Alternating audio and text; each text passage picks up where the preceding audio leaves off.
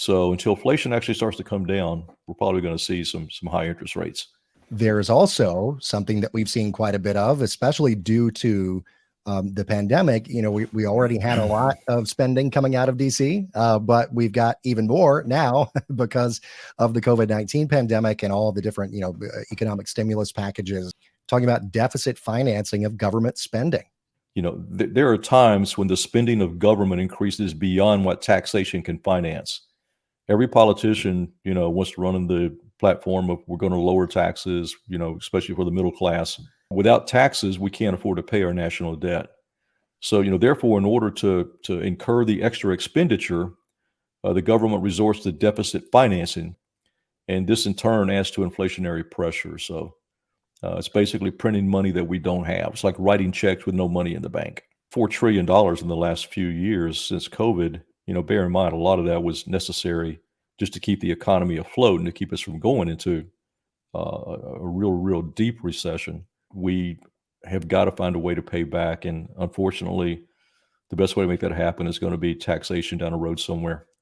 There's got to be a solution, of course, and that unfortunately seems to be the most likely thing for your pocketbook and my pocketbook. Getting any kind of plan in Washington, I feel like, for anything these days is a little bit difficult because the way I put it, it's like it's hard getting people in DC to agree that the sky is blue on any given day.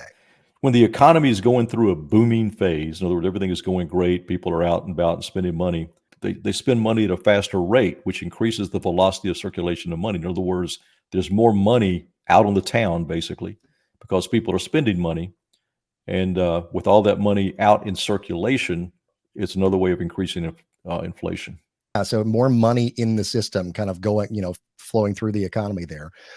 Population growth as well. Obviously something that we've seen for a long time. And in different areas now, I think a lot of people are leaving some parts of the country, going to others, and driving up populations in places where maybe it had been a little bit more steady. The grocery store now has more people it has to feed. So it has to have, more goods on thing. Gas stations go through more gas. People need housing. Supply is not there, but people still need housing. It goes up. So even though single family housing, for example, is still going, but it's not going as fast as it was. The number of apartment complexes that are coming about right now, they're trying to find a way to make sure that people have availability of housing. It won't be cheap, but there's places for people to live because there is that demand. And that, of course, is because of population growth, which is another factor that fuels inflation.